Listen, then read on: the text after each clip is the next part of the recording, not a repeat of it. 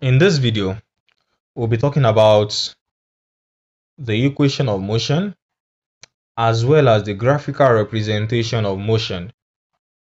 But before we move to the equation of motion, we must first talk about the graphical representation of motion, because in the last video, we have already mentioned motion along a straight line. Graphs provide a convenient method to present basic information about varieties of events. As we have studied in mathematics, a straight line graph helps in solving linear equation having two variables, that is, variable x and variable y. So to describe the motion of an object, we can use line graphs. In this case, line graph shows the dependence of one physical quantities over the other. And the dependent quantity is usually be the distance, the displacement, or the velocity. And the independent quantity is always the time, which means our dependent quantity, as we have learned before, will be on the y-axis, and the independent will be on the x-axis. In other words, we can say that either displacement or velocity will be on the y-axis and time will be on the x-axis. Now we have different types of graphical representation of motion, which include the distance time graph,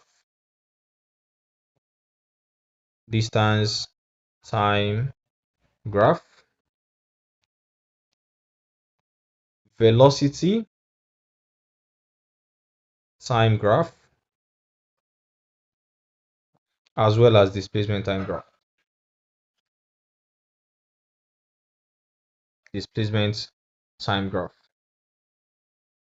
Let's talk about the distance time graph first. The change in the position of an object with respect to time can be represented with the concept of the distance time graph.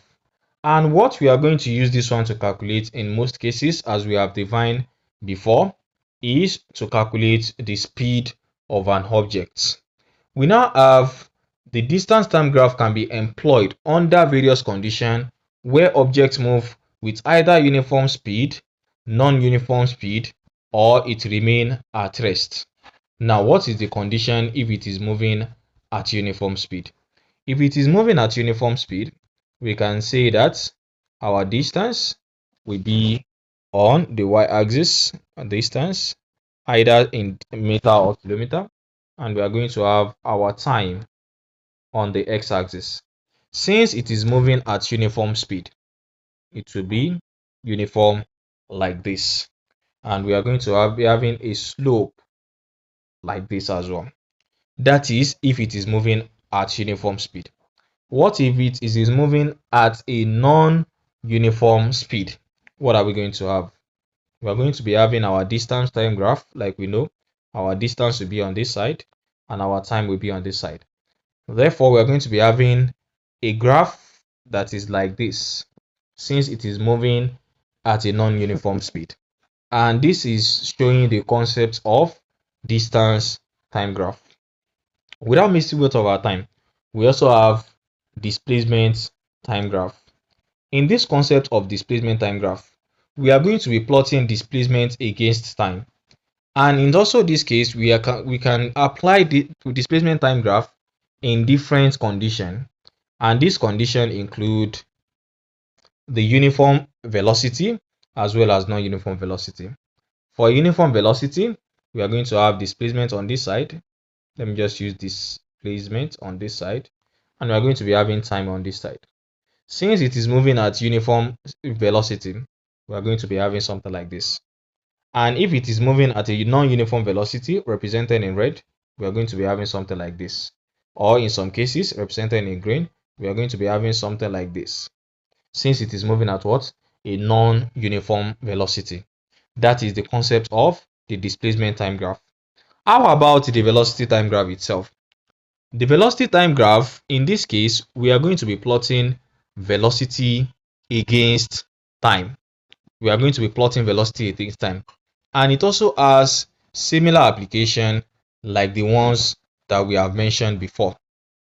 Now, in the case of velocity time graph, we have different application.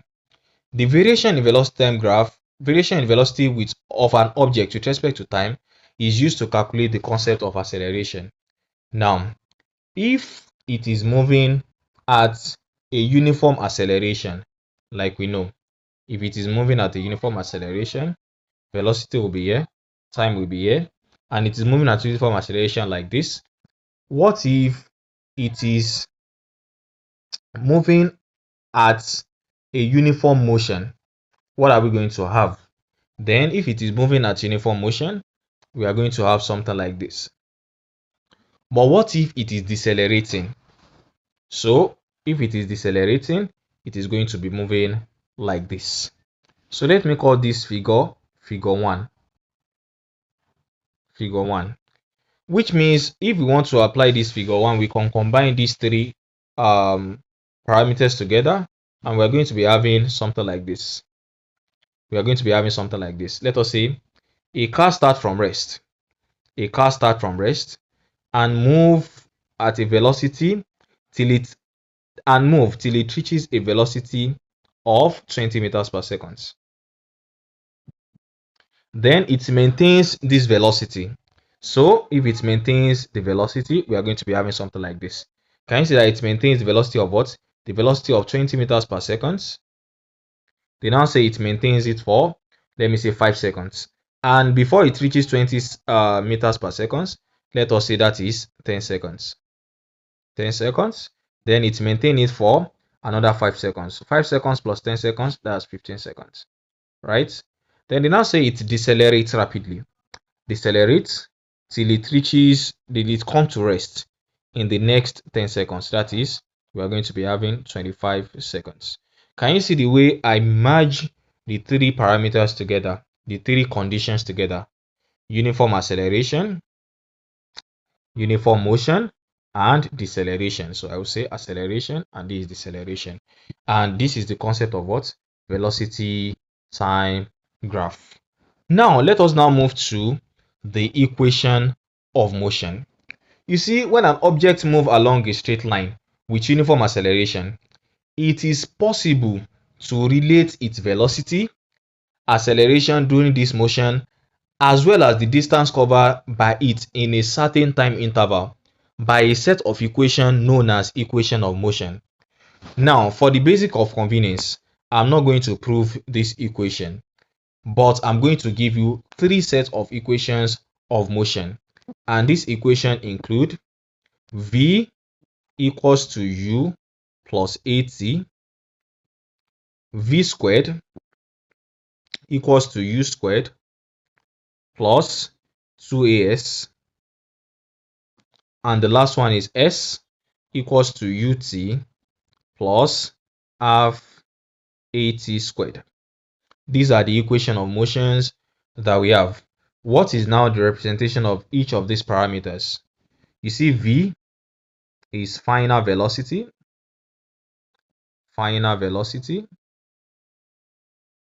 U is initial velocity, A is acceleration, S is distance, and T is time. So these are the things that we have in the equation of motion. Now, let us now move to how we can apply this equation of motion in solving different questions. Question number 1. A train starts from rest and attain a velocity of 72 km per hour in 5 minutes. Assuming that the acceleration is uniform, find the acceleration and the distance covered.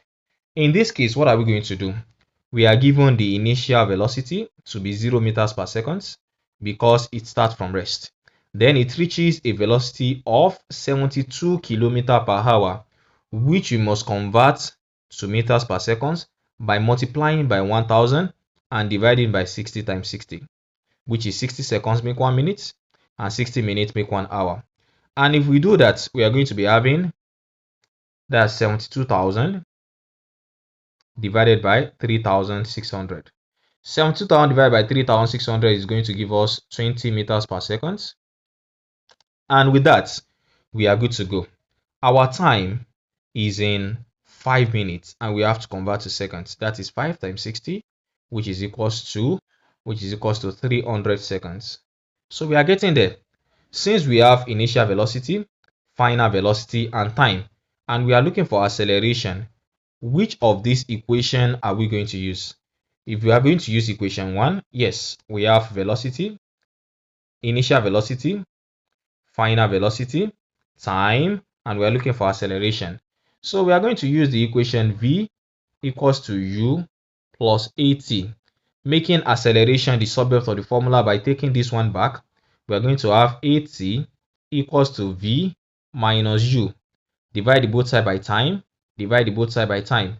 Therefore, our acceleration will be equals to velocity minus velocity divided by time. What is our velocity? 20 divided by 0 minus 0 rather, minus 0 divided by time, which is equals to 300, right? And that is 2 divided by 30. That is 1 over 15 meters per second squared. That's our acceleration, right? Now, what is the next thing that we are going to do? The next thing is, they said the distance traveled by the what? The distance traveled by the train. How do we calculate the distance? We can apply this particular equation. We have initial velocity, we have final velocity, and we have acceleration now. Now, in applying v equals to v squared equals to u squared plus 2as, making s the subject of formula, we are going to take this one back and we're going to be having 2as equals to v squared minus u squared, which is equals to, that is, acceleration equals to v squared minus u squared, everything divided by 2a, right? Now, we are going to be having v squared. What is our v squared? Therefore, our acceleration equals to v squared. What's our v squared? Which is 20. That is 20 squared minus 0 squared divided by 2 multiplied by 1 over 15. 2 multiplied by 1 over 15. And that is equals to 400 divided by 2 over 15. Now, so if you should calculate this one now, what we are going to be having is 3000 meter, which is equals to same thing as 3 kilometer, is the distance traveled by the train, right? This is our first question. Now let us move to the second question. In the second question, let us move to the next question. They said a car accelerates uniformly from 18 km to 36 km in 5 seconds. Calculate the acceleration and the distance covered. That is quite easy. Since we have our initial to be 18 km per hour, which we are going to multiply by 1000 divided by 3600, and we are going to be having 5 meters per second that is moved, and our v to be 36 km per hour, which we are going to convert by multiplying by 1000 and dividing by 3600, which will give us 18, that will give us 10 meters per second. That's give us 10 meters per second, right? Now, how are we going to calculate this? We have our time to be 5 seconds, right? Therefore, we are going to be using what? We are going to be using the equation of motion, which is acceleration equals to v minus u upon t, which is what we used in the previous question. And v minus u upon t, we are going to be having 10 minus 5 divided by 5, and that will give us 5 upon 5, which is equals to 1 meters per second squared, right? So that is equals to 1 meters per second squared. Now, the next thing they say we should calculate is the distance. In calculating the distance, remember that s equals to ut plus half at squared.